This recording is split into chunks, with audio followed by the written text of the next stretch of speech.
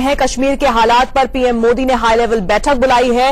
इस बैठक में गृह मंत्री राजनाथ सिंह, विदेश मंत्री सुषमा स्वराज, रक्षा मंत्री मनोहर पर्रिकर, वित्त मंत्री अरुण जेटली और एनएसए अजीत डोभाल शामिल हुए हैं। साथ ही रक्षा मंत्री मनोहर पर्रिकर भी इस बैठक में हैं।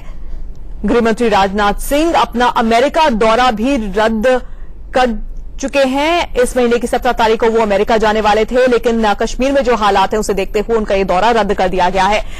इस बैठक में आंतरिक सुरक्षा पर मंथन किया जा रहा है।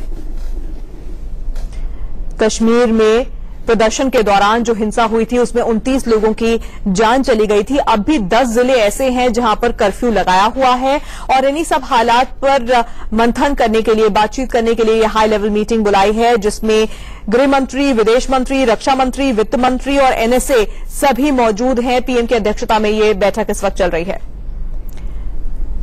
सीधे रुख करते हैं, ब्यूरो चीफ राकेश कुमार सिंह इस वक्त हमारे साथ जुड़ गए हैं। राकेश, बहुत अहम है कि कश्मीर में जो हालात हैं उसे कैसे काबू किया जाए, इसको लेकर रणनीति बनाई जाए, क्योंकि हमें पता है कि 29 लोगों की जान जा चुकी है। अब भी 10 जिले हैं जहां पर कर्फ्यू लगा हुआ है।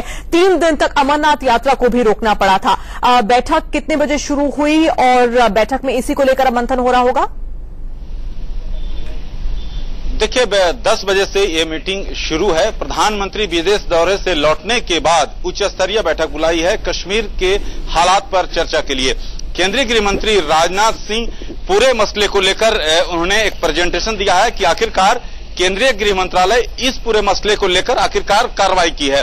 राष्ट्रीय सुरक्षा सलाहकार जो सूत्र बता रहे हैं कि राष्ट्रीय सुरक्षा सलाहकार ने पूरे मसले को लेकर विस्तृत जानकारी प्रधानमंत्री को दी है और इस पर माथापच्ची की जा रही है कि जो हालात है वहां पर उसे किस तरह से सुधारा जाए, क्योंकि जो सुरक्षा बल अभी तक भेजे गए हैं, लेकिन जिस तरह से हालात वहां पर हैं, कहीं न कहीं प्रधानमंत्री जो उच्च स्तरीय बैठक ले रहे हैं उसमें कई अहम फैसले लिए जा सकते हैं।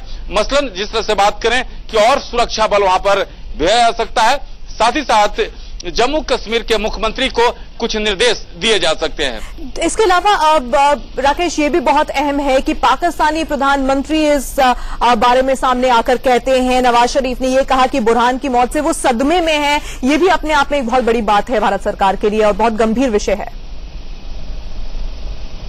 देखिए, जिस तरह से प्रधानमंत्री ने कल साफ तौर पर इशारे में पाकिस्तान पर हमला किया था और जिस तरह से कहा था कि आतंकवाद को संरक्षण देने वाले लोग हैं उनको जो है आलोचना होना चाहिए, तो कहीं न कहीं जो संकेतों में पाकिस्तान पर हमला किया गया था, अब जो है प्रधानमंत्री की अगुवाई में जो बैठक चल रही है, जिस तरह से पाकिस्तान के प्रधानमंत्री का जो बयान है या उनके जो सलाहकार हैं सरताज अजीज, उनका जो बयान है उस पर भी जो है कड़ा रुख भारत अख्तियार कर सकता है। और जैसा कि आप जानती हैं कि गृह मंत्री राजनाथ सिंह को अमेरिका जाना था, उनको रद्द करना पड़ा है कि जिस तरह से कश्मीर में हालात है उसको लेकर पूरी रणनीति बनाया जाए। बिल्कुल, और जैसा कि इस वक्त राकेश बता भी रहे थे कि इस बीच नवाज शरीफ का भी बयान सामने आया है जिसमें उन्होंने कहा कि वो बुरहान की मौत से सदमे में है, लेकिन इस बयान के बाद भारत ने भी नवाज को करारा जवाब दे दिया।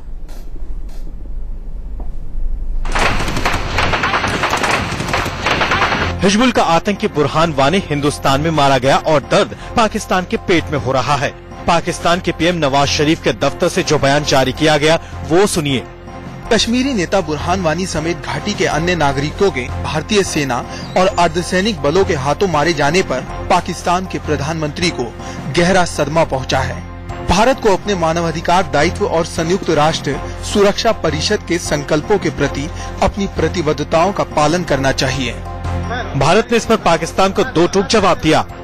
जम्मू कश्मीर या हिंदुस्तान का किसी भी इलाका में कुछ भी होता है, हमारा अंदरूनी मामला है, उसमें पाकिस्तान को कहने का कोई अधिकार नहीं है। इस बीच कश्मीर के हालात को लेकर केंद्रीय गृह मंत्री राजनाथ सिंह ने एक हाई लेवल मीटिंग बुलाई।